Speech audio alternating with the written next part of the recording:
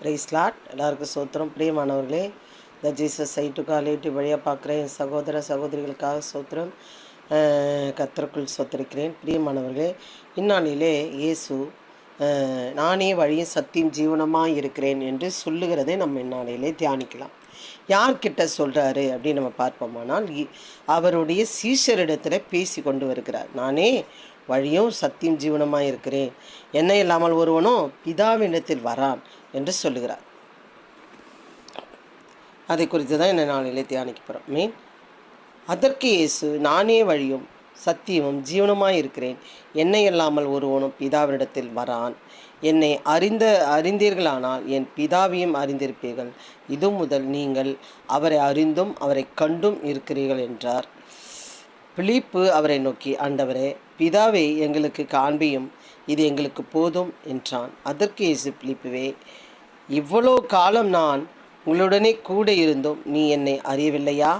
என்னை கண்டவன் பிதாவை கண்டான். அப்படி இருக்க பிதாவை எங்களுக்கு காண்பியும் என்று நீ எப்படி சொல்லுகிறாய்? நான் பிதாவிலும் பிதா என்னிலும் இருக்கிறதை நீ விசுவாசிக்கிறதில்லையா? நான் உங்களுடனே சொல்லுகிற வசனங்களை என் சுயமாய் சொல்லவில்லை, என்னிடத்தில் வாசமாக இருக்கிற பிதாவானவரே இந்த கிரியைகளை செய்து வருகிறார். நான் பிதாவிலும் பிதா என்னிலும் இருக்கிறதை நம்புங்கள், அப்படி இல்லாவிட்டால் என் கிரிகள் நிமித்தமாவது என்னை நம்புங்கள் என்று சொல்கிறார். பிரியமானவர்களே, என்ன நடக்குது அப்படின்னா, சீசர் இடத்துல பேசுகிறாரப்பா, நீ என்னை ஏற்றுக்கொண்டு என்னை பின்பற்றினால் மட்டும்தான் நீ எங்கே போக முடியும்? பரலோக ராஜ்யத்துக்கு போக முடியும். அல்லாட்டா நீ எங்கே என்ன பண்ண வர முடியாது. நீ நரகத்துக்கு நியமிக்கப்பட்டவனாக மாறி போவாய் என்று அவர் சொல்லி கொண்டு வருகிறார். பிரியமானவர்களே, அப்போது அவர் ஏற்றுக்கொண்டவர்கள் அத்தனை பேரும் எங்கே போவார்கள் என்றால், அவர் அவர் அவர் அவர் எப்படி சொல்கிறது, அவருடைய இங்கே வாசிக்கலாம் பாருங்கள்.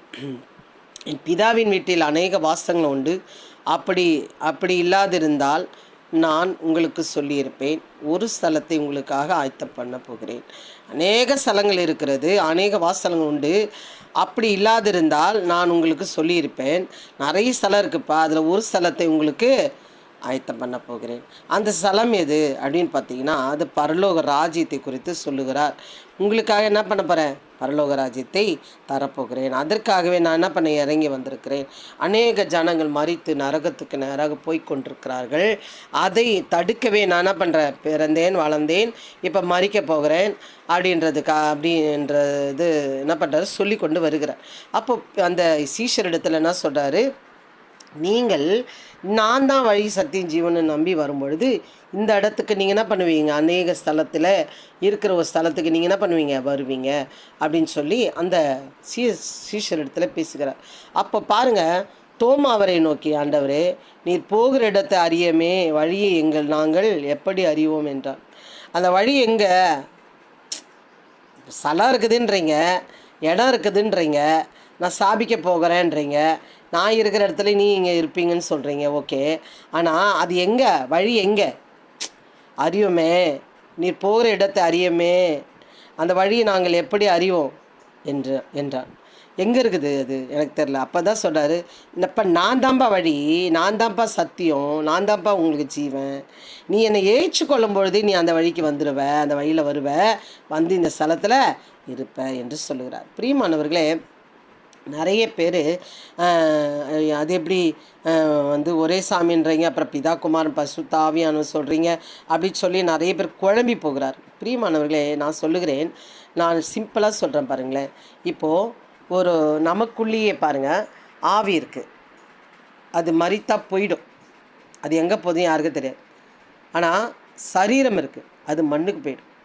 உள்ள ஆத்மா இருக்குது பார்த்தீங்களா? இப்போ நான் பேசுகிறேன், பார்க்குறேன், ஆசைப்பட்றேன், நல்லது ஆசைப்பட்டால் நல்லதை அனுபவிப்பேன், கெட்டது ஆசைப்பட்டால் கெட்டதையும் அனுபவிக்க முடியும்.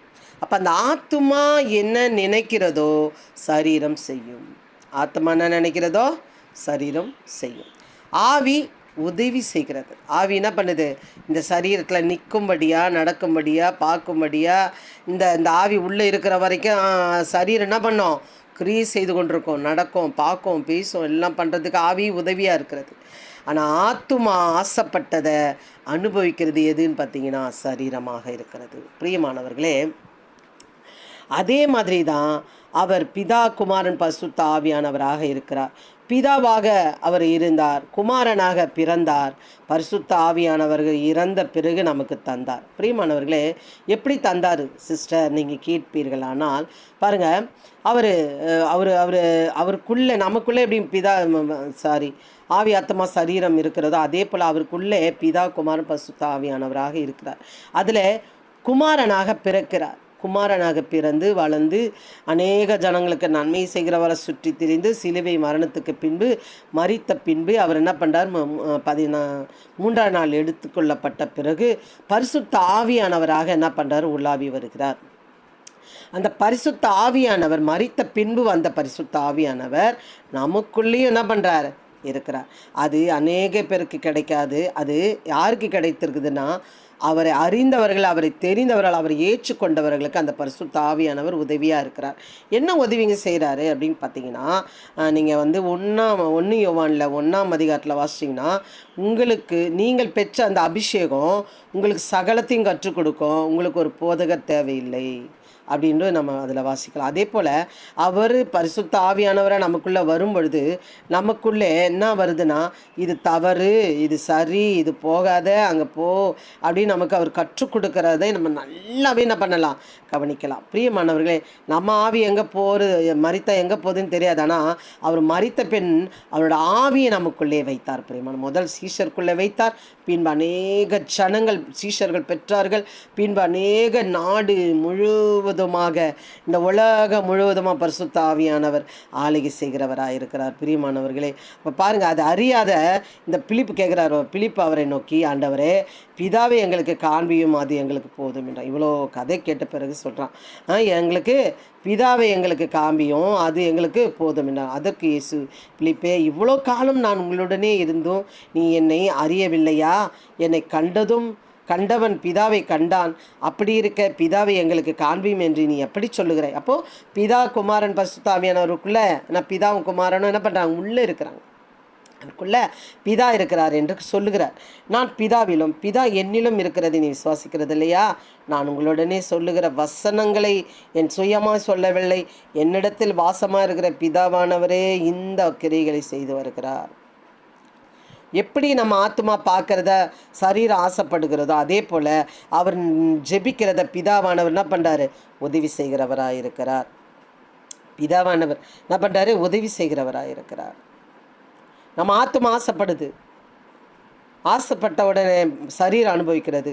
அதே போல் குமாரன் ஆசைப்பட்டதை பிதாவானவர் செய்கிறவராக இருக்கிறார். அப்போ பிதாவும் குமாரனும் ஒன்றா இருக்கிறாங்க. நான் பிதாவிலும் பிதா என்னிலும் இருக்கிறதை நம்புங்கள், அப்படி இல்லாவிட்டால் என் கிரிகள் நிமித்தமாவது என்னை நம்புங்கள். நான் பிதாவை கொண்டு தான்ப்பா செய்கிறேன், நாம் எப்படி சொல்கிறோம், சரீரத்தை கொண்டு தான் நான் செய்கிறேன்ற மாதிரி அவர் பிதாவை கொண்டு அநேக அற்புத அதிசயங்களை செய்தார். பிரியமானவர்களே, அவர் மரித்து 3ஆம் நாள் பின்பு அநேக ஜனங்களுக்கு அவர் பரிசுத்த ஆவியானவர் ஊற்றும்படியாக அங்கே சீஷர்கள் பெற்றுக்கொண்டார்கள். அதே மாதிரி நம்மளோட ஆவி ஆத்மா சரீரத்துக்குள்ளே அவர் கிரியை செய்து கொண்டிருக்கிறார். நம்ம ஜலத்தினால் ஞானஸ்தானம் பெற்று, பிதா குமாரன் பரிசுத்த ஆவியினால் ஞானஸ்தானம் பெற்று, நம்ம அபிஷேகத்தினாலும் அக்கினினாலும் அபிஷேகத்தை பெற்ற பின்பு பரிசுத்த ஆவியானவர் நமக்கு என்ன பண்ணுறாருன்னா உதவி செய்கிறவராக இருக்கிறார். இந்த வார்த்தைகள், வசனங்கள், இந்த மெசேஜ் உங்களுக்கு புரியும் என்று நான் நம்புகிறேன். பிரியமானவர்களே, புரியவில்லை என்றால் புரியவில்லை என்று சொல்லுங்கள், நான் மீண்டும் போடுகிறேன். புரிந்தது என்றால் நீங்கள் லைக் பண்ணுங்கள், நீங்கள் கமெண்ட் பண்ணுங்கள். கர்த்தர் உங்களை ஆசீர்வதிப்பாராக. Amen. God bless you. Hallelujah.